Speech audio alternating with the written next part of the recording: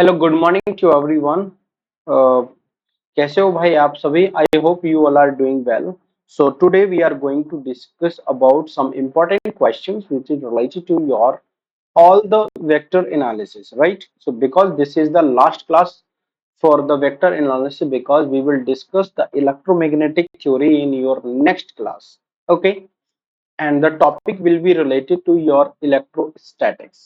Okay, and I will try to do something new for you on the YouTube. Okay, so I will announce in my short video. But now this is the last class. Okay, so we will discuss some important questions. If you joined my last sessions, I already discussed like Jacobian spherical and polar coordinate system and Cartesian system and how to convert the change of variable from one to second one, and how to solve the double integration, triple integration, and the Green's function is works in the vector analysis, and how we can relate these all the concept with the physics application point of view. So already ये सारी चीजें मैंने यहाँ पर discuss की हैं guys. अगर आप लोग मेरी क्लास को ज्वाइन कर रहे हो, so it will be better for you. Okay, so in this class basically we are focusing on the CSIR net December 2024. Okay, and also the GATE 25, right. So ये हम यहाँ पर फोकस करें. Basically हम लोगों ने जब डिस्कस किया था, जैसे कि अगर मैं ग्रीन फंक्शंस की बात करूं या फिर मैं गॉस डाइवर्जेंस थ्योरम की बात करूं, ठीक है. तो गॉस डाइवर्जेंस जो थ्योरम हमने पढ़ा, ठीक है, इस क्लास में गॉस डाइवर्जेंस थ्योरम को लेकर के हमने पढ़ा.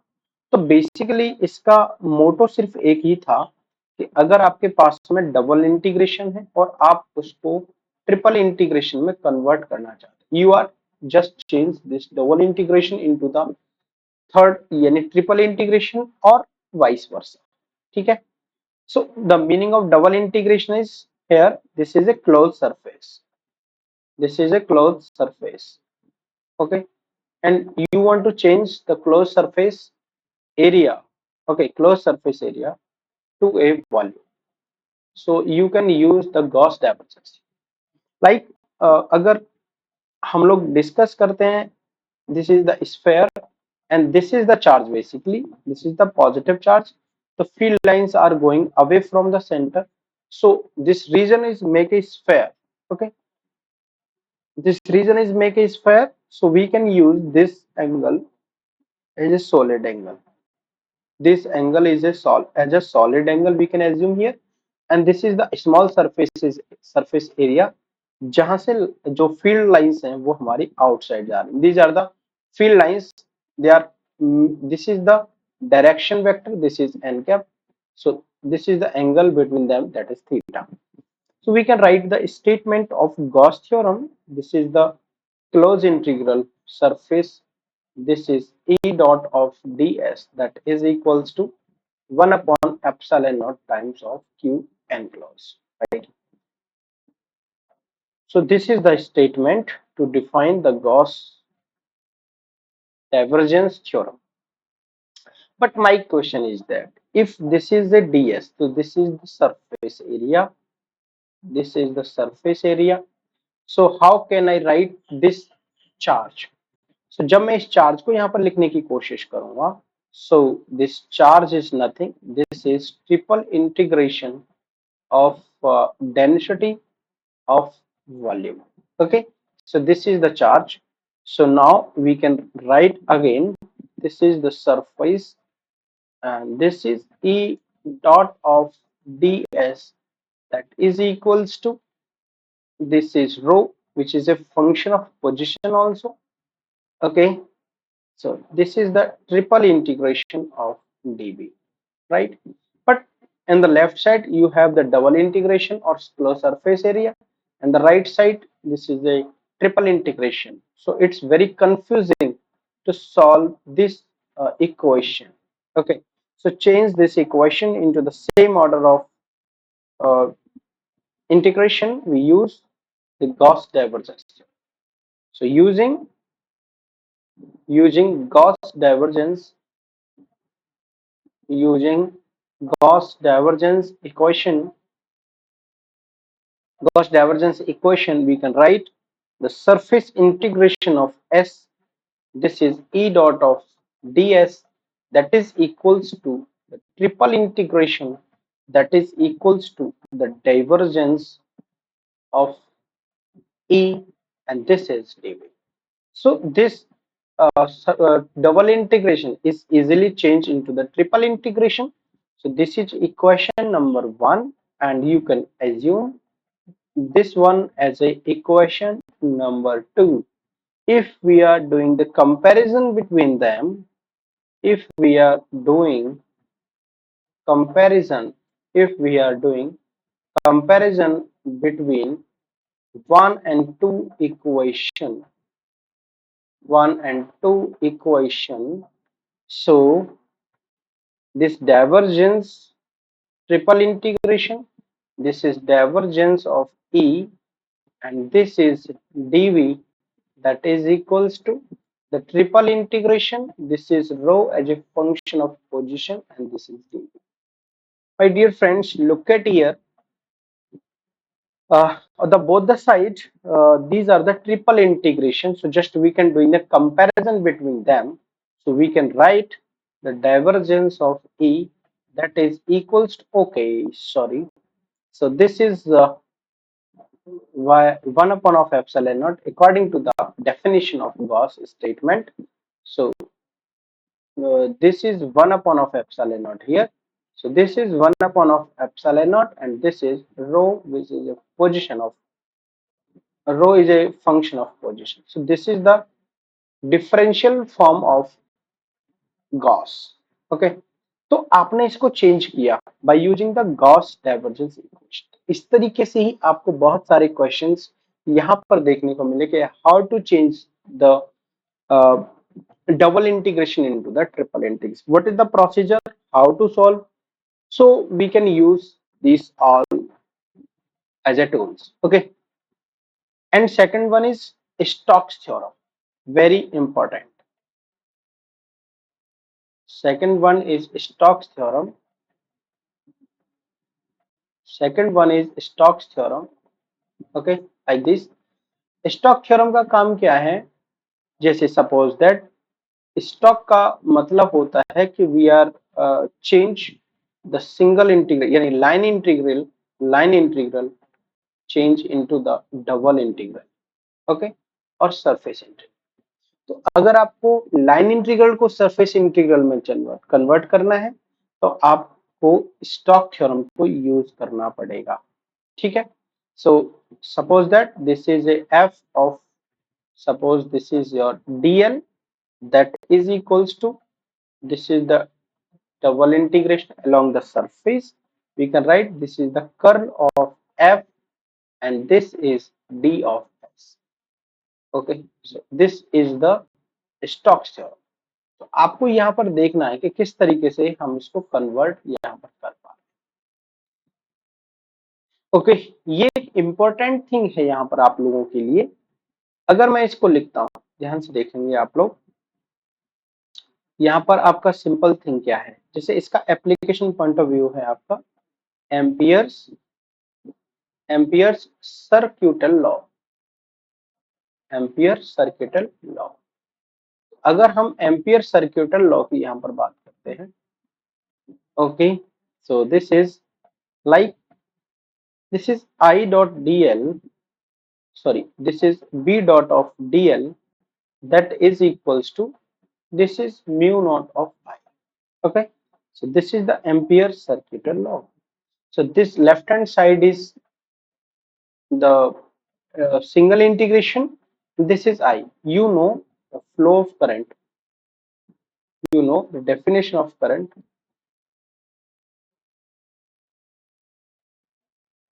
you know the definition of current. So the current density J is equals to, this is current upon area.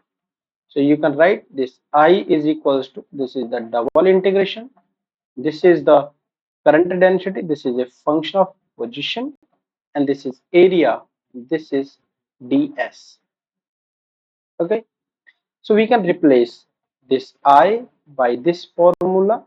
So we can write this is b dot of dl, that is equals to, this is mu naught of the double integration. Okay, what I am, no, not, okay, double integration, oh, exactly, double integration, this is j of r of this is ds. So this is equation number one, this is equation number one. But my question is that कि यहाँ पर इन दोनों में confusion क्या है कि यह है सिंगल इंटीग्रेशन और यह है डबल इंटीग्रेशन. तो हम इसको क्या करेंगे, यहाँ पर चेंज करेंगे इसको. ठीक है, तो इसको हम क्या लिख सकते हैं, according to Stokes theorem, b dot of dl, this is equals to double integration, this is curl of b, that is equals to, okay, and this is d of s. So just we can do the comparison between equation number 1 and 2. After comparison, okay, after comparison ये हमारे यहाँ पर क्या हो जाएगा, so it will be double integration, this is curl of b of ds, that is equals to, this is mu naught, this is mu naught double integration of j, which is a function of position, and this is ds, right. Comparison करेंगे तो आपको यहाँ से क्या मिलेगा, this is the curl of B, that is equals to mu naught of j, this is a vector quantity which is a function of position. So this is again differential form of the ampere circuital law. देखो ये वाला ampere circuital law हमको पता है, लेकिन अगर ये वाला हमसे पूछा जाता है तो मोस्ट इंपॉर्टेंट, और इन्हीं को यूज करके हम लोग पहुंचते हैं मैक्सवेल इक्वेशंस पे. ठीक है ना. अगर मैं देखो मैक्सवेल इक्वेशंस की अगर हम लोग बात करते हैं तो वो कुछ नहीं, वो इन्हीं का यूज करके हम आगे यहाँ पर बढ़ जाते. ठीक है, चलो मैं क्वेश्चन की तरफ बढ़ रहा हूँ. ठीक है ना, क्वेश्चन की तरफ हम लोग बढ़ रहे हैं. देखो अगर मैं बात करता हूँ क्वेश्चन नंबर 1, क्वेश्चन आपसे यहाँ पर बोला जा रहा है कि सपोज दैट आपके पास में कोई भी एक सरफेस का फंक्शन दे रखा है, this is 3 of x square of y minus y cube, and this is z of square, then find the gradient of phi, find the gradient of phi at the point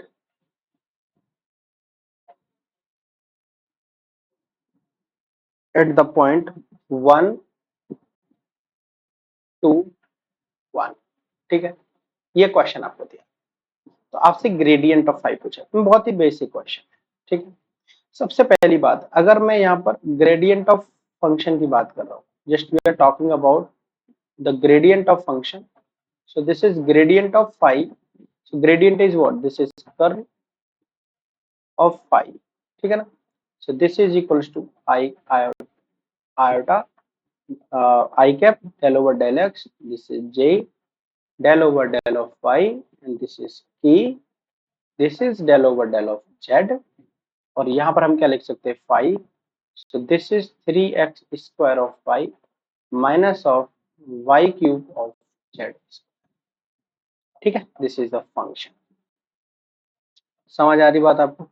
अब यहाँ पर आप एक चीज notice करेंगे क्या, कि अगर मैंने इसको x के रेस्पेक्ट में डिफरेंशिएट किया तो 3y is constant, x square का कितना हो जाएगा 2x, 2 3 जा 6x y of i cap, plus अगर मैं y के रेस्पेक्ट में करूंगा तो देखो पहले मुझे यहाँ से क्या मिलेगा, दिस इज 3x स्क्वायर, और माइनस यहाँ पर क्या मिलेगा, this is 2 of y square, this is,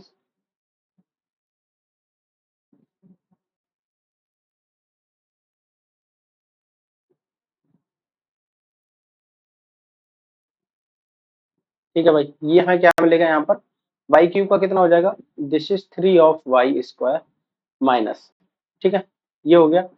क्योंकि जेड का 0 हो जाएगा, प्लस ये हमारा हो जाएगा यहाँ पर जे कैप, ठीक है ना, जे कैप प्लस, अगर मैं यहाँ पर जेड के रिस्पेक्ट में करूंगा, सो आगे वाले दोनों में तो जे नहीं, जेड नहीं है, ओ सेट,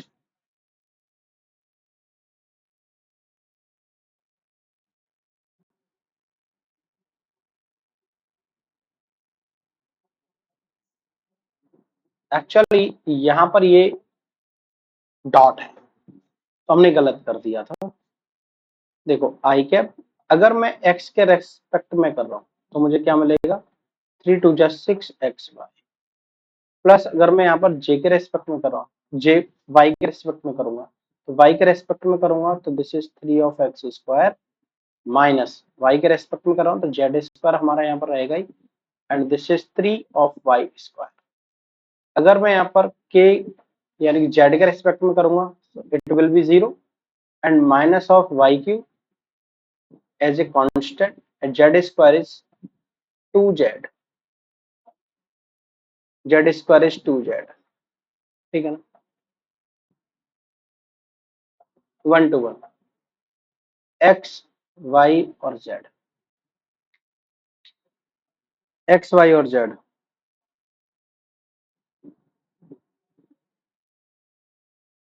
एक्स की वैल्यू 1, वाई की वैल्यू 2, तो ये हो जाएगा 6 दूनी 12 आई, एक्स की वैल्यू 1, ठीक है, एक्स की वैल्यू 1 इंटू 3 माइनस 3, जेड की वैल्यू क्या है 1 और वाई की वैल्यू कितनी 2, 2 का स्क्वायर कितना 4, 4 3 जा 12, प्लस के अगर मैं यहाँ पर करूंगा तो माइनस वाई का स्क्वायर, वाई क्यूब 2 की पावर 3 8, और ये हो जाएगा 2, 8 दूनी 16 माइनस के 60, ठीक है। तो हमारा आंसर जो है वो gradient of phi that will be this is 12 I minus, अगर मैं 12 माइनस 3 करूंगा, ठीक है, तो दिस इज माइनस के 9 of J माइनस 16 of, सबसे पहली बात यह है कि अगर आप यहाँ पर 3 चीजें कैलकुलेट बेसिकली हम इस टॉपिक में करते हैं, ठीक है, ये आपको समझ आ गया, इसका मतलब आपको ये समझ में आ गया कि ग्रेडियंट निकालते हैं तो उसकी डायरेक्शन आ रही है। देखो हमने एक चीज डिस्कस की थी, बेसिकली हम लोग जो यहाँ पर ये ऑपरेटर्स के बारे में पढ़ते हैं या हम जो ऑपरेशंस यहाँ पर करते हैं, operations by operator, del operator, by del operator, suppose that one is gradient, one is gradient, that is this one, other one is divergence, other one is divergence, okay, and next one is curl.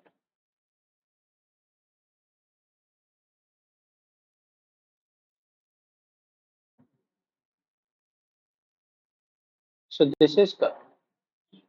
अगर हम gradient calculate करेंगे तो हमें vector quantity मिलेगा, no doubt. अगर हम divergence calculate करेंगे तो हमको स्केलर मिलेगा।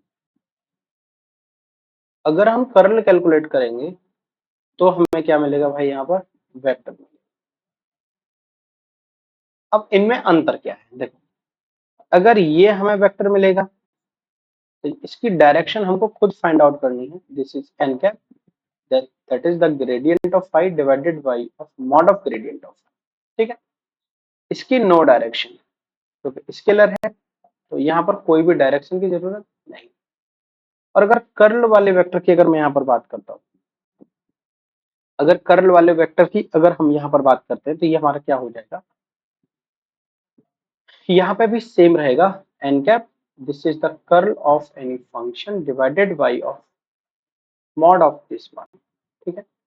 सबसे इंपॉर्टेंट चीज क्या है कि अगर इसकी डायरेक्शन है, यानी ये जो हम स्केलर फंक्शन यहाँ पर डिफाइन कर रहे हैं वो किस कंडीशन में करते हैं, जैसे कंडीशन फॉर कंजर्वेशन, ये बहुत इंपॉर्टेंट है,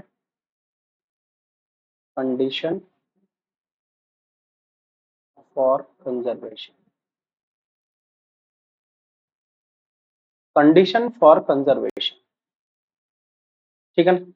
यहाँ पर क्या होता है, जैसे कि curl of any function is equals to zero, curl of any function is equals to zero, so this a is equals to, this is negative of gradient of phi. It means that कि अगर कहीं पर भी curl zero हो रहा है, so this is a condition for conservation, और this a is equals to negative of phi and this phi is represented as scalar potential. This is scalar potential, समझ रहे हो, स्केलर पोटेंशियल। समाओ आप बहुत सारे केसेस में इसको देखते हो, जैसे अगर मैं यहाँ पर लिखता हूँ curl of force is equals to zero, conservative force है, तो this F is equals to minus of gradient of B, सब लोग पढ़ते हैं। आप ये वाली चीज कहाँ कहाँ पर पढ़ते हो, इलेक्ट्रोस्टैटिक में आप लोग पढ़ते हो, इलेक्ट्रोस्टैटिक में you can use this, central force में, सेंट्रल फोर्सेस के लिए आप यूज करते हो, चाहे कुछ भी हो, ठीक है ना। ये जहां पे भी आपको कंजर्वेटिव कंडीशन लगती है, ठीक है, इस तरीके से हम लोग कैलकुलेट।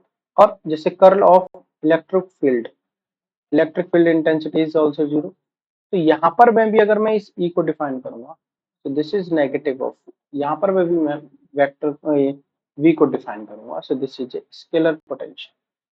स्केलर पोटेंशियल मैं इसलिए लिख रहा हूँ क्योंकि पोटेंशियल जो होता है ना वो आपका वेक्टर भी होता है।